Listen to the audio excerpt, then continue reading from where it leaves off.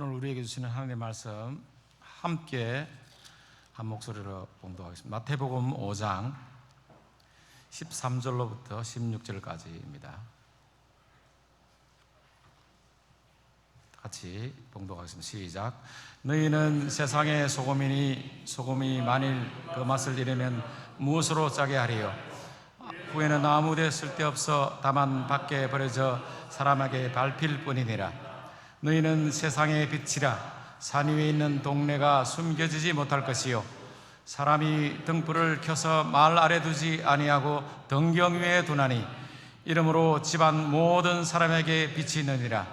이같이 너희 빛이 사람 앞에 비치게 하여 그들로 너희 착한 행실을 보고 하늘에 계신 너희 아버지께 영광을 돌리게 하라. 아멘. 목사님 말씀 전하시겠습니다. 할렐루야. 지난 한 주간 주의 은혜 가운데 강건하셨습니까? 옆에 분들하고 인사하실 때 부활 신앙으로 소금과 빛이 됩시다 인사하겠습니다. 부활 신앙으로 소금과 빛이 됩시다. 네, 오늘 말씀 전하기 전에 잠깐 광고 한 가지 하겠습니다. 우리 예배 전에 조금 일찍 오시기를 운동하고 있습니다. 그래서 앞에 찬양팀들이 막 준비하고 이러는 것들도 좀 분위기를 좀 바꿨습니다. 그래서 여러분들이 예배 전 5분 전에는 올라오셔서 무엇보다도 자리에 앉으셔서 하나님하고 이렇게 지난 한 주간 어떻게 하셨는지, 또 하나님의 은혜를 간구하는 기도하시면서 그렇게 예배를 준비하셨으면 좋겠어요. 그래서 예배 시간보다 5분 일찍 기도 시간 만드시고 일찍 오시기 지금 우리가 계속해서 하려고 합니다. 그래서 여러분들이 협조 많이 해주시기를 부탁드립니다. 네, 지난 사순절 기간 동안에 계속해서 팔복 말씀 계속 나눴습니다. 팔복의 말씀은 그 자체로도 참 의미가 있지만 그 팔복의 말씀은 오늘 우리가 보게 되는 소금과 빛이 되라, 소금이다 빛이라 말씀하시는 그 말씀으로 사실은 결론이 이렇게 맺어지게 됩니다. 그래서 오늘 말씀은 팔복에 이어져 있는 말씀이다 이렇게 생각하실 수 있습니다.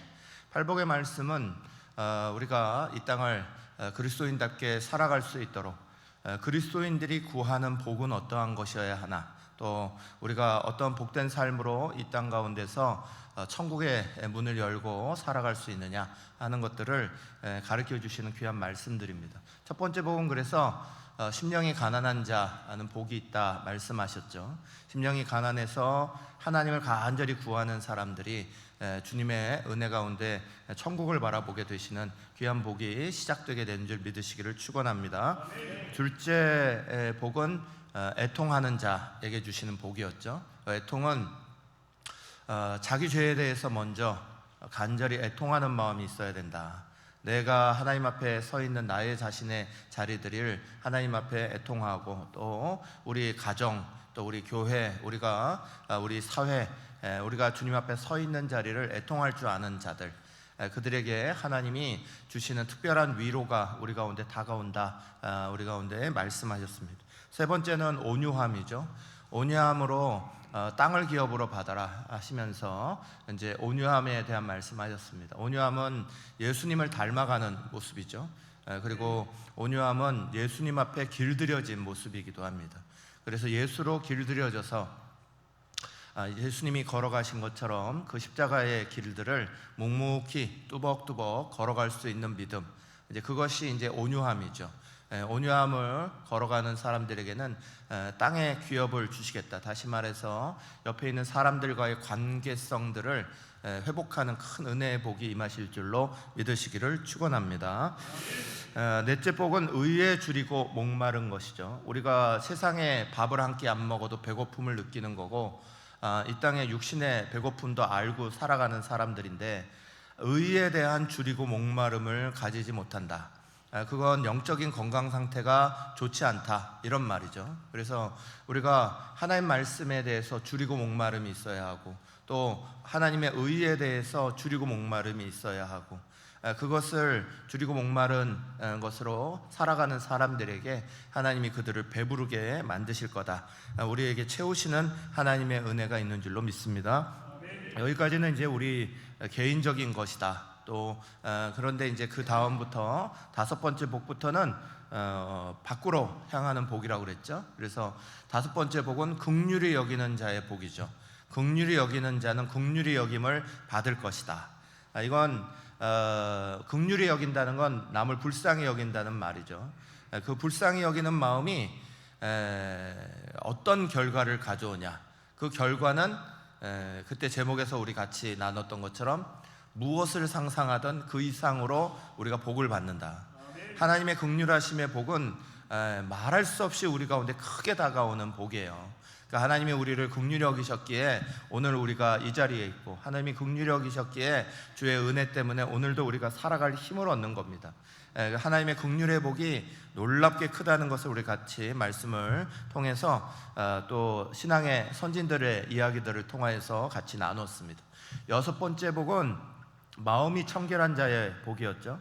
마음이 청결하다. 마음은 내 속에 있으니까 다른 사람이 못 본다, 이게 아니라고 그랬죠. 마음은 다 보입니다. 마음은 다 드러납니다. 그래서 마음이 청결하지 않으면 상대방을 향한 말투와 태도와 얼굴 모습과 다 이런 거에서 다 드러납니다. 그래서 마음이 청결하다는 건 보이지 않는 게 아니라 보이는 거예요. 그런데 마음이 청결한 사람은 그것을 통해서 오히려 우리가 하나님을 보는 복을 얻게 된다. 하나님의 은혜가 함께 하시기를 축원합니다. 7번째 복은 화평케 하는 사람의 복이다. 화평하게 하는 사람은 하나님의 아들이라 일컫는데, 화평하다는 이야기는 하나님과 우리의 관계로부터 시작되는 거라 말씀드렸어요. 평화라는 건 그저 세상 가운데 있는 그런 자리만이 아니라 더 중요한 자리는 우리가 이렇게 하나님과의, 나 자신과의 평화가 가장 우선이다. 그리고 그것을 통하여서 우리의 가족도 이웃도 주변의 사람들과 평화하는 방법들을 깨달아가는 거고, 그렇게 할 때에 하나님의 아들이라 일컬음을 받는다. 8번째 마지막 복은 천국에서부터 시작해서 천국으로 끝나는 복이었죠. 첫 번째 복이 천국으로 시작했듯 마지막 8번째 복이 천국에 대한 복입니다. 그런데 그 복은 의를 위하여 박해를 받는 자는 복이 있나니 라고 말씀하셨습니다.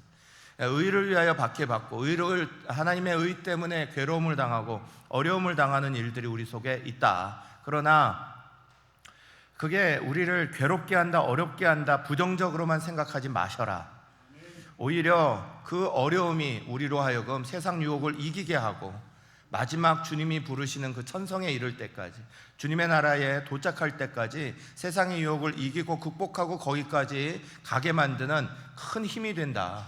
우리 사랑하는 성도들이 그래서 우리의 신앙의 자리는 천국을 사모하는 것으로부터 시작해서 천국에 이르는 것까지 도착하게 되는 줄 믿으시기를 축원합니다.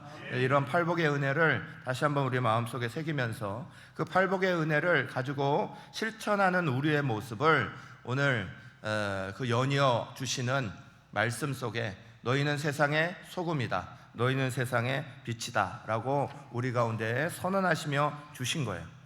사랑하는 여러분, 저와 여러분은 부활의 신앙을 가지고 살아가는 사람들입니다.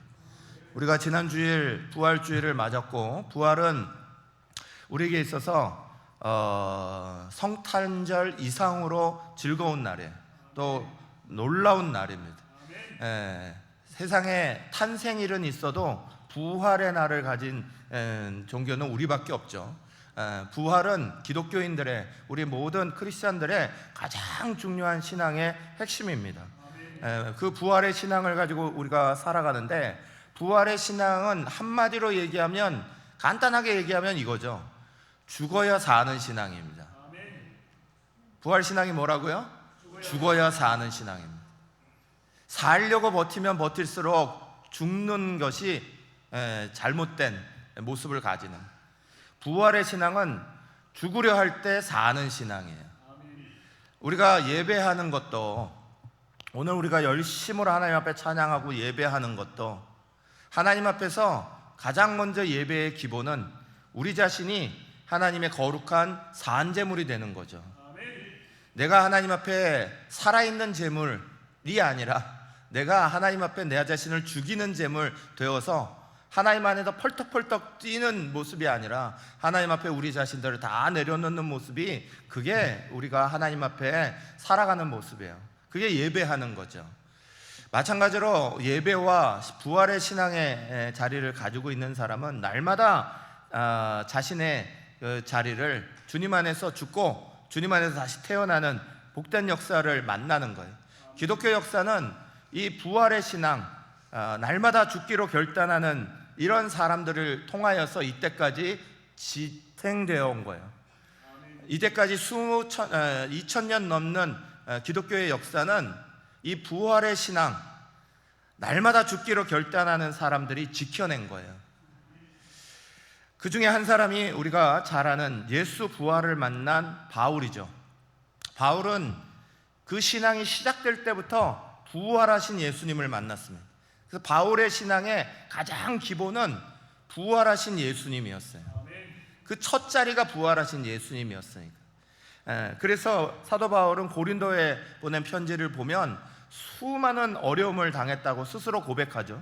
자신은 옥에도 수없이 갇히고 여러 번 죽을 뻔했고 유대인들에게는 40에 하나 감한 매를 3번이나 얻어맞았고 또 태장으로 3번이나 맞았고 배가 3번이나 파선했고 일주일 동안 기품에서 주야를 기품에서 지냈다. 이건 일주일 동안 혼수 상태에 있었다, 이 얘기죠. 그리고 강도의 위협과 동족의 위협과 이방인의 위협과 광야의 위험과 바다의 위험과 수없이 줄이고 목마르고 자지 못했다 하는 이야기를 고린도서를 통해 분명히 밝힙니다. 자기가 예수를 믿고 난 다음에 이 모든 고난의 자리를 다 당하는 걸 기쁘게 여겼다. 사도행전 14장 19절 이하에 보면 이고니온과 또 안디옥이라는 도시에서 막 복음을 전할 때 그를 반대하던 사람이 쫓아와서 돌로 치기 시작했습니다. 아무런 잘못이 없는 일을 막 돌로 치기 시작해서 이 바울이 돌을 얼마나 얻어맞았는지 다 죽을 모양이 되어서 이제는 이 사람이 죽었구나 싶어서 그들이 시위회로 그들을 갖다가 버렸다고 그랬습니다. 그런데 정신 차리고 죽지 않고 정신 차리고 일어나서 성으로 다시 들어가 다음날 또 복음을 전하고 그 복음에 이고니온 사람들이 감동해서 수많은 사람들이 예수 믿고 구원받는 역사가 일어났다. 성경은 기록되어 있습니다. 죽기를 각오하지 않으면 이런 삶 삶지 않죠. 이런 수많은 고통을 당하고 괴로움을 당하는 삶, 바울이 왜 선택하고 그 삶을 살아가는 거예요? 부활 신앙 때문에 그렇죠. 부활에 대해서 분명히 믿기 때문에 날마다 죽기로 결정하고 내가 죽어야 부활하는 신앙들을 분명히 가진다는 걸 바울이 알고 있기에 그 바울의 부활 신앙이 바울의 삶을 만들어낸 거예요. 누구도 부활 신앙 없이 오늘 그리스도인으로 살아가는 저와 여러분 모두 어떤 사람도 부활 신앙 없이 이러한 삶을 선택하는 건 불가능한 이야기입니다. 하다못해 목사인 저도 선교사로 나가 있는 여러분들도 다 마찬가지로 부활 신앙이 없이 그 어려운 자리를 선택한다는 건 있을 수 없는 일입니다. 그래서 바울은 부활장이라고 불려지는 고린도전서 15장은 전체 장이 부활에 대한 말씀을 말씀한다고 해서 부활장으로 알려져 있는 그 부활장의 한가운데 31절 말씀에 이렇게 고백해요. 형제들아, 내가 그리스도 예수 우리 주 안에서 가진 바 너희에 대한 나의 자랑을 두고 단언하노니, 함께 읽습니다. 나는 날마다 죽노라. 부활하기 위하여서 부활의 기쁨을 이 땅 가운데 믿음으로 살아가기 위해서 바울은 그 한가운데에 나는 날마다 죽노라 그랬습니다. 사랑하는 여러분, 바울은 그 삶을 자기가 분명하게 선택하고 마지막 달려가는 길까지 그걸 지켜냈어요. 그래서 사도행전 20장 24절은 스스로가 이렇게 고백합니다.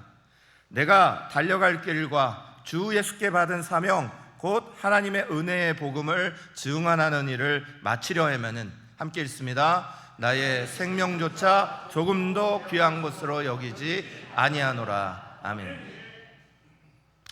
사랑하는 여러분, 저와 여러분에게 있어서 부활신앙은 오늘 우리의 삶의 모습을 결정합니다. 부활의 신앙을 가지고 있는 이들은 내가 반드시 주님 안에서 오늘도 죽고 주님 안에서 다시 살아날 거야 하는 삶을 가지고 있는 이들은 하나님 앞에 부끄럽지 않는 삶을 살아갈 수밖에 없습니다. 그러나 부활의 신앙이 없으면 오늘 우리의 신앙은 그저 종교 행위가 될 때가 많은 거예요. 사랑하는 여러분, 저와 여러분, 오늘 우리가 살아갈 때 부활의 신앙이 우리의 마음속에 항상 자리 잡고 있으시기를 축원합니다. 그리고 그 부활의 신앙이 사실 실천되는 방식이 오늘 우리가 읽은 소금이 되고 빛이 되는 말씀이에요. 소금은 스스로를 녹여야만, 죽여야만 맛을 내게 됩니다. 빛은 스스로를 태워야만 빛으로 발산하게 되니까. 부활신앙을 실제적으로 하는 방식이 바로 이 두 가지 말씀이에요.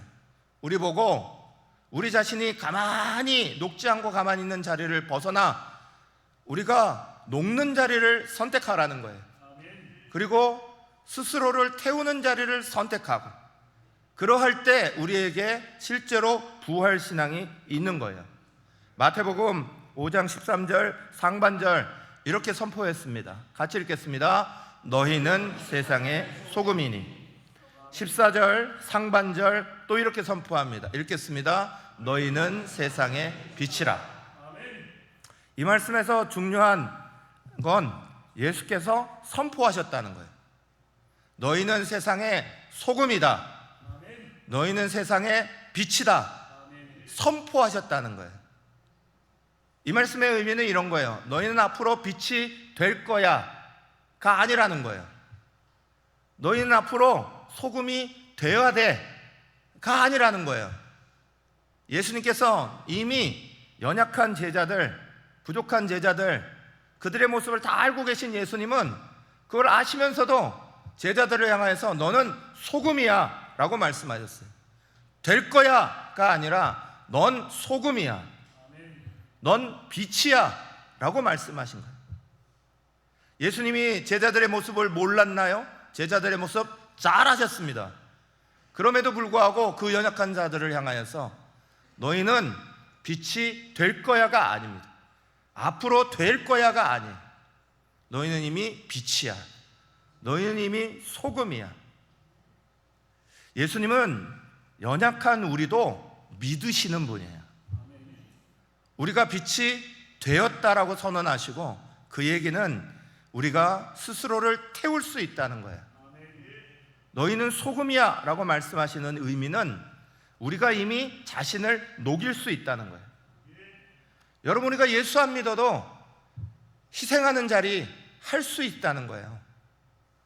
우리가 예수가 아니어도 자기를 다 내려놓는 자리를 할 수 있습니다. 그런데 예수 믿고 바뀐 건 너희가 소금이야가 아니라 세상의 소금이야, 이게 되신 거지. 너희가 그냥 빛이야가 아니라 너희는 세상의 빛이야 라고 말씀하신 거예요. 여러분, 그냥 우리 자신을 열심히 하고 녹일 수 있습니다. 가족들을 위해서 녹일 수 있습니다. 또 내가 하는 내 옆에 자리들을 좋은 거 밝혀주려고 착한 행위를 할 수 있습니다. 예수 안 믿어도 인본주의적으로 착한 일을 할 수 있습니다. 인간적으로 다른 사람들을 도울 수 있습니다. 그러나 예수님은 우리 가운데 분명하게 선언하시는 게 있는 거예요. 너희가 예수 믿고 예수를 따르고 나아갈 때 너희의 빛은 너희 자신의 이익을 위한 빛이 아니라는 거예요. 세상의 빛이다. 너희가 태워져야 하는데 너희 자신을 위해서 태우는 게 아니라 남을 위해 태울 수 있다는 거예요.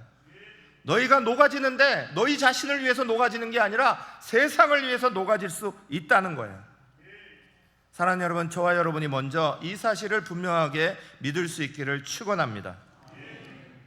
여러분, 이 이야기는 반대로 얘기하면 소금이 되는 자리, 빛이 되는 자리를 피할 수도 있다는 거예요. 내가 이거를 빠져나갈 수도 있다는 거예요.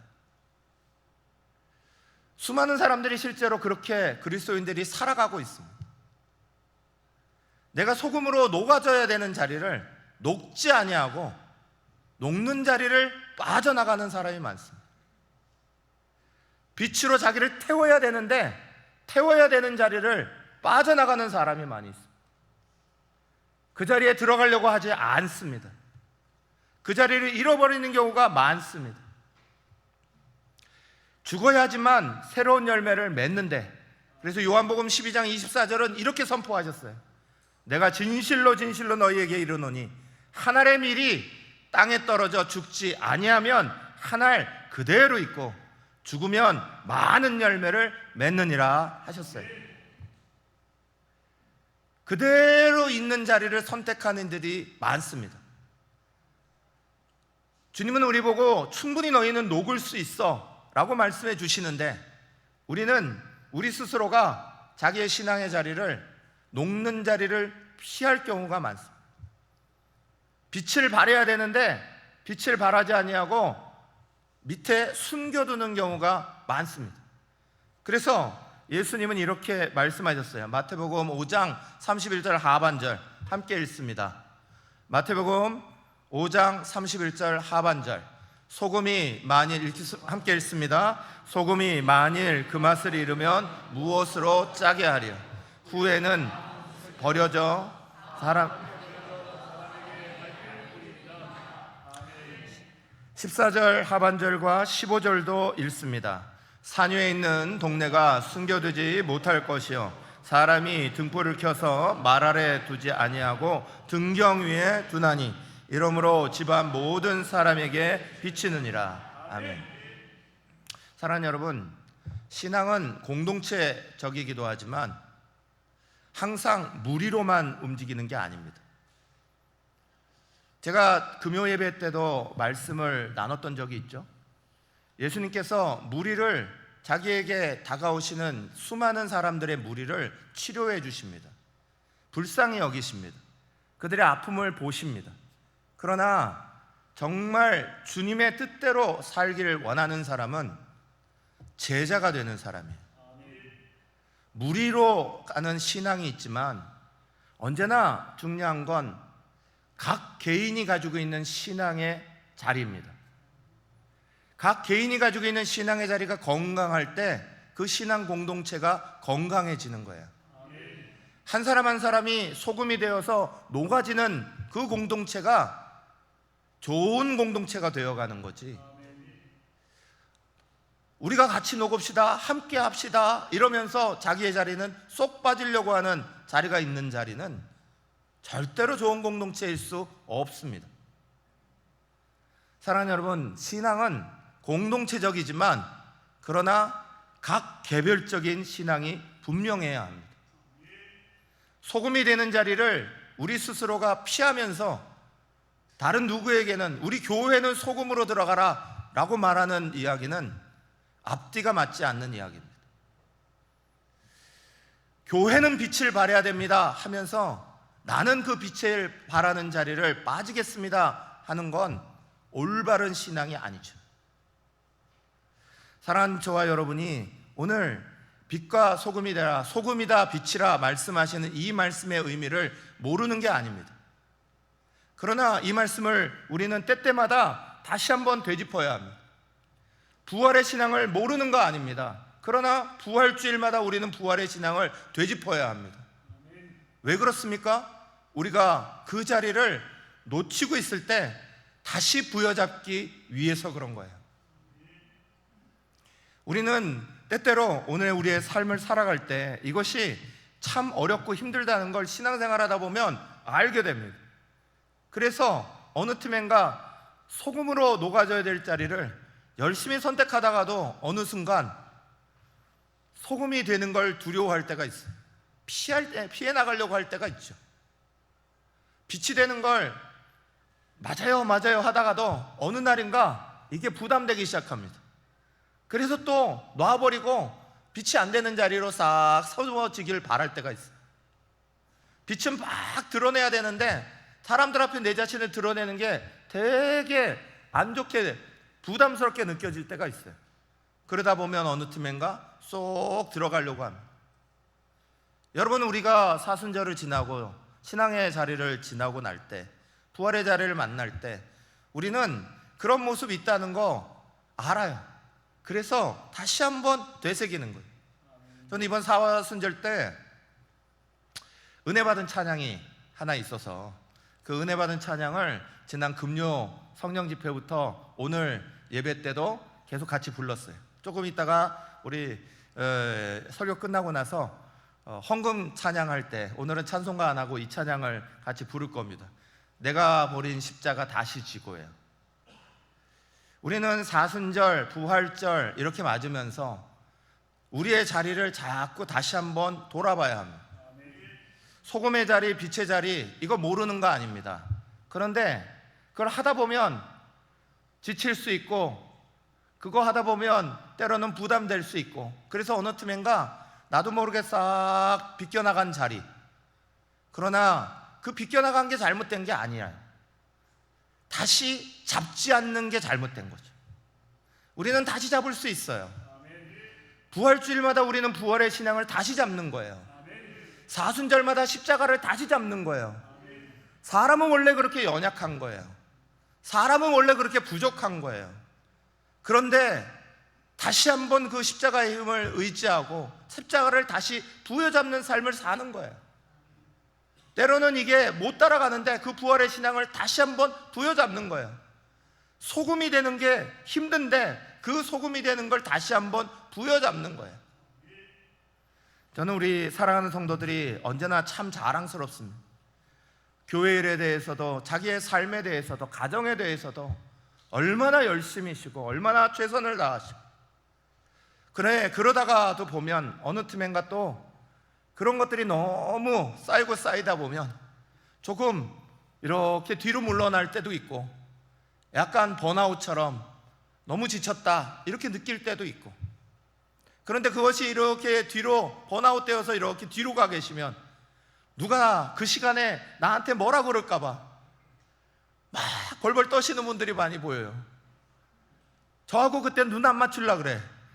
어떻게든 목사님 눈 피해서 나 지금 제대로 못하고 있는데 이러는 생각들을 가지시는, 볼 때마다 우리 성도들의 삶이 참 안타깝다 불쌍하다 이런 생각 많이 가집니다.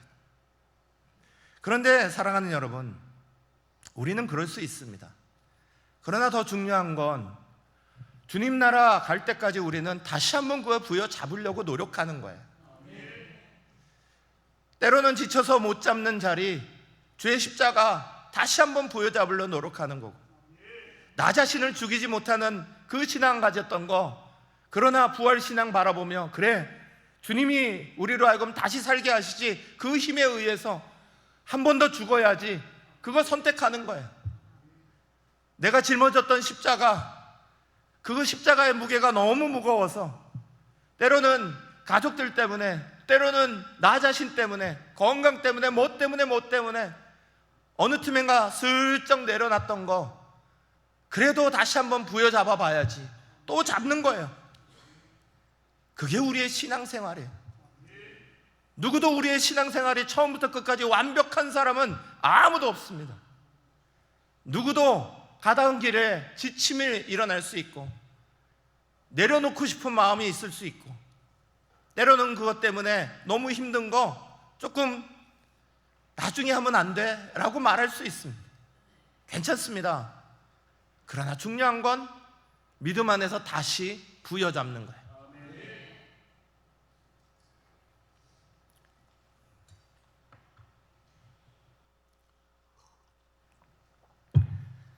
일본 하네다 공항이 일본에서 제일 깨끗한 건물로 이렇게 뽑혔답니다. 일본은 청결, 깨끗한 거 이런 게 엄청난 나라잖아요. 그 중에서도 제일 깨끗한 공항이라고 2017년에 하네다 공항이 뽑혔대요. 그런데 거기에 니이치 하루코라는 청소부가 있었습니다. 근데 이 청소부는 처음에 공항에 청소부로 입사해서 청소하는 기술을 막 익히고 그럴 때 그 상사되는 직장 상사가 칭찬해 주기보다는 항상 이렇게 말했대요. 마음을 더 담으세요. 마음을 담아서 하세요. 늘 이렇게 했다는 거예요. 그래서 이게 처음에는 되게 스트레스였대요. 그래서 그렇게 하다가 이제 기술이 좋아져서 공항 대표로 일본에는 건물 청결하게 하는 대회가 아주 유명하답니다. 그 대회에 출전하게 됐습니다. 근데 처음에 자기 기술로 충분히 1등할 줄 알았는데 1등은 고사하고 뚝 떨어진 거예요. 그래서 공항으로 다시 돌아와서 실망하고 있는데 눈에 아기가 공항 바닥을 막 기어가는 게 보인 거예요. 그러면서 언뜻 이런 생각이 든 거야. 내 아기가 만약 저렇게 기어가는 자리라면 내가 더러운 걸레로 이걸 닦을 수 있을까? 이 생각이 확 들었죠. 그러면서 생각이 바뀌기 시작했습니다.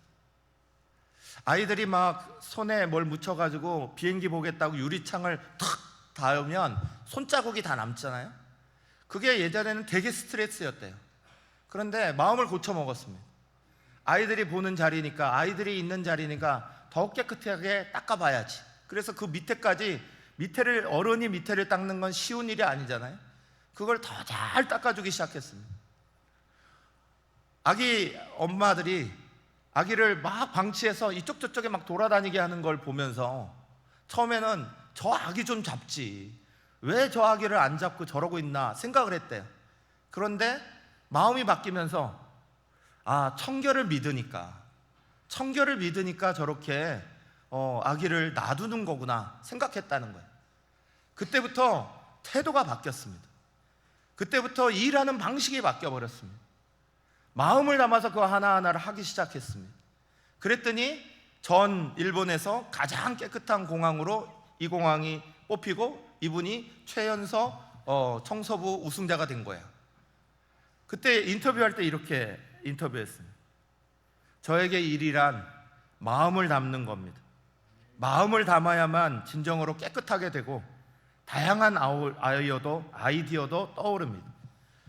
프로답게 청소를 잘한 덕분에 저 스스로도 평안해지고 그것 때문에 행복해져서 다른 사람에게 행복을 전할 수 있습니다.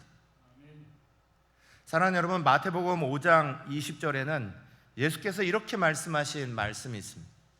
나는 내가 너희에게 이르노니 너희 의가 서기관과 바리새인보다 더 낫지 못하면 결코 천국에 들어가지 못하리라.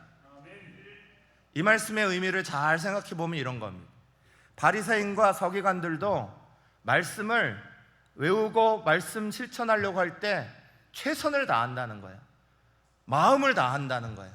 조금 전에 이 하루코라는 이 청소부가 자기의 일을 할 때, 세상의 사람들이 자기의 일을 할 때도 마음을 담아서 자기의 자리를 열심히 잘 만든다는 거예요. 그런데 너희는, 복음으로 살아가는 너희는 오히려 그들보다 더 마음을 담아서 자기 희생의 자리, 자기 믿음의 자리를 지켜내야 되지 않겠느냐, 그 말씀하고 계시는 거예요. 오늘 우리의 주변을 둘러봐도 열심히 사시는 분들 많습니다. 그러나 거기에 우리가 복음으로 산다는 것은 무슨 의미가 있습니까? 오늘 우리가 소금이 된다는 건 무슨 의미가 있고, 우리가 빛이 된다는 건 어떤 의미가 있는 겁니까? 진정으로 내가 하고 있는 이 일들에 나의 진심이 담기고 정직이 담기고, 우리가 정말 십자가를 향하듯 믿음을 향하듯 오늘 우리의 삶을 살아가는 것들이 힘써야 되는 거예요. 아까 말씀드린 대로 때로는 그게 너무 버거워서 놓고 싶을 때도 있어요. 어떻게 사람이 완벽한 삶을 그렇게 잘 살아갈 수 있어요? 힘들어서 그거 안 될 때도 있어요. 그러나 때로는 놨던 그 십자가를 우리는 다시 한번 부여잡는 거야. 녹지 못하는 내 자신을 다시 한번 녹이려고 노력하는 거야. 빛을 발하는 우리 자신들의 모습이 어떨 때는 숨겨지고 싶구나. 그러나 그 숨겨지는 자리를 자꾸 드러내는 자리로, 빛을 발하는 자리로 나아가는 거예요. 마태복음 5장 16절은 그래서 이렇게 선포하셨어요. 이같이 너희 빛이 사람 앞에 비치게 하여 그들로 너희 착한 행실을 보고 하늘에 계신 너희 아버지께 영광을 돌리게 하라. 아멘. 사랑하는 여러분, 우리의 자리는 소요리 문답에서 우리에게 가르쳐주던 인간의 제일의 목적은 무엇입니까? 하나님을 영화롭게 하고 일평생 동안 그와 함께 즐거워하는 것입니다. 우리의 삶의 자리는 일평생을 주님과 함께 그분의 영광을 위해 살아갑니다. 때로는 그게 놓쳐질 때도 있지만 우리는 다시 부여잡는 거예요. 십자가를 잃어버릴 때도 있지만 다시 찾아내는 거야. 소금으로서의 내 자신의 역할을 잃어버릴 때도 있지만 다시 찾아내는 거야.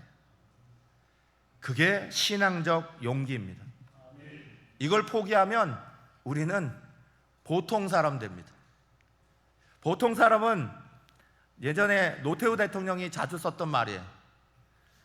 나 노태우 보통 사람입니다. 자주 썼어요. 근데 그 보통 사람이란 말을 듣고 사람들은 도대체 이게 무슨 말인지 도대체 알 수가 없었어요. 그래서 막 뒤에다가 뭐 보통 사람을 온갖 것으로 다 만들었는데 그 중에 대표적인 게 이거예요. 보통 사람은, 그분이 말하는 보통 사람은 보기만 해서는 통할 수 없는 사람이다. 이게 그 보통 사람의 뜻이었어요. 그럼 보통 크리스찬은 뭐겠어요? 보기만 해서는 이분이 그리스도인인지 아닌지 통할 수 없는 사람들이다. 이런 소리 들으면 될까요? 사랑하는 여러분, 저와 여러분은 예수님께서 믿어주신 세상의 소금입니다. 예수님께서 믿어주신 세상의 빛입니다. 우리가 녹을 수 있다고 충분히 예수님이 우리 자신을 믿어주셨습니다. 너희는 태울 수 있다고, 너희 자신을 태울 수 있다고 충분히 우리를 믿어주셨습니다. 우리는 그 믿음 가운데 다시 한번 우리의 자리를 분명하게 세우시기를 축원합니다. 작품 하나 보여드리겠습니다. 방송실을 좀 띄워주시고. 이 작품은 빈센트 반 고호의 엉겅퀴라는 작품입니다. 1888년 8월에 그렸대요. 외우기도 쉬워. 1888 하면 돼요. 이 엉겅퀴는 그냥 길가에 그냥 피어 있는 걸, 그냥 보통 그 자리에 있는 걸 반 고호가 그림으로 그려낸 겁니다. 그림을 가만히 들여다보면서 그런 생각을 했습니다. 정말 옆에 잡풀과 같이 있는 그 풀인데 반 고호가 그것을 그리고 나니까 저건 엄청난 작품이 되어 있습니다. 베드로도 예수님에게 배신했던 배신자입니다. 요한도 예수님을 피해서 도망갔던 도망자였습니다. 사도 바울은 예수 믿는 사람을 족족 잡아서 족치는 핍박자였습니다. 그랬던 그들도 예수의 손에 잡히니까 완전히 새로운 작품들이 돼버렸습니다. 여러분, 사람도 마음을 담아 그린 그림 하나가 수많은 사람에게 감동을 줍니다. 예수의 손에 그려진 우리 자신의 모습이 세상의 사람들에게 또 다른 감동의 자리로 전해지기는 충분합니다. 때로는 소금됐던 자리 피해 도망갔다면 이번 부활절 끝나고 다시 우리 부활 후의 삶을 생각할 때 소금으로 녹는 자리를 선택하고 돌아오시기를 축원합니다. 빛이 되는 자리를 피해서 도망갔다면 다시 빛이 되는 자리로 돌아오시기를 축원합니다. 이 시간에 1분간 같이 기도합시다. 하나님, 우리를 도와주십시오. 우리가 자기 십자가 지고 주님을 따라가야 될 때 때로는 그 십자가가 너무 무거워서 그 십자가 내려놓고 싶을 때가 있었습니다. 소금으로 우리 자신을 녹여야 되는 때에 우리 자신이 녹아지는 것이 너무 버거워서 그냥 소금으로 남기를 바랬던 적도 있습니다. 빛을 발하는 것이 부담되고 힘들어서 그 자리에 놓았던 적도 있습니다. 날마다 부활신앙으로 나를 죽이고 주님 안에서 다시 태어난다는 걸 우리가 잘 알고 있으나 그것이 어렵고 힘들게 느껴질 때도 있습니다. 사순절을 지나고 부활주의를 지나면서 그 주님의 십자가 앞에서 내 십자가를 다시 한번 돌아봅니다. 주님의 부활 앞에서 내가 소금으로 빛으로 내 자신의 자리를 찾기 위하여 내가 놓았던 그 자리를 다시 부여잡을 수 있는 용기를 허락하여 주시옵소서. 그런 믿음으로 살아갈 수 있도록 나를 도와 주시옵소서. 주님, 우리 자신들을 독려해 주시고 은혜의 자리로 우리를 불러주셔서 마지막 끝까지 신앙의 자리를 지켜나가는 믿음의 사람들이 되게 하여 주시옵소서. 주여 외치며 함께 기도하겠습니다. 주여.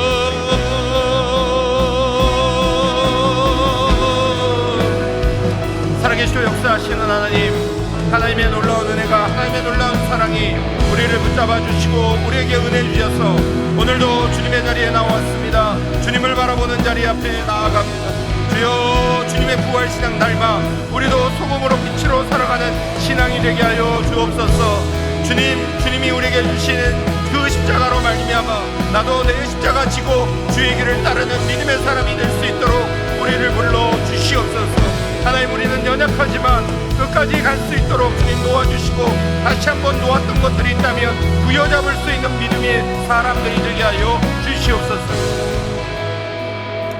살아계시고 역사하시는 하나님, 주님을 따라오려거든 누구든지 자기의 십자가를 지고 따라오라 말씀하셨는데 그 말씀을 들을 때마다 때로는 너무나 무겁게 느껴져 어느 틈엔가 십자가를 내려놨던 적이 있습니다. 너희는 세상의 빛이라, 그러면 스스로를 태워야 하고 빛을 발해야 한다고 말씀하심을 들으면서도 우리 스스로 그 빛의 자리를 피하여 다른 사람이 안 보는 자리로 숨었던 적도 있습니다. 너희는 세상의 소금이라 말씀하시며 녹아야 소금의 맛을 낸다라고 말씀하시는데 내가 스스로를 녹이는 것들이 너무 힘들어져서 다시 그 자리를 놓고 싶어 녹이지 못한 내 모습을 볼 때마다 괴롭고 힘이 들 때도 많았습니다. 주님, 그 자리를 놓고 있는 연약한 모습이 우리들입니다. 우리는 그렇게 신앙을 끝까지 지키기도 힘들고 날마다 우리 자신을 희생하는 것 자체가 어렵고 무겁습니다. 그러나 주님이 날 위해 지신 십자가 때문에, 주님이 내게 허락하신 그 부활의 아름다운 모습 때문에 오늘 다시 한번 내가 놓아버렸던 그 십자가를 부여잡습니다. 내가 포기하려고 했던 소금이요 빛이 되는 자리를 다시 한번 부여잡습니다. 주여, 우리에게 힘을 허락하여 주시옵소서. 다시 소금이 되게 하여 주시옵소서. 다시 빛이 되게 하여 주시옵소서. 주의 은혜 가운데 살아가는 우리 모두를 주님 꼭 붙잡으셔서 그 지켜낼 수 있도록 주님 성령으로 우리를 충만케 하여 주시옵소서. 예수님의 이름으로 간절히 기도합니다. 아멘.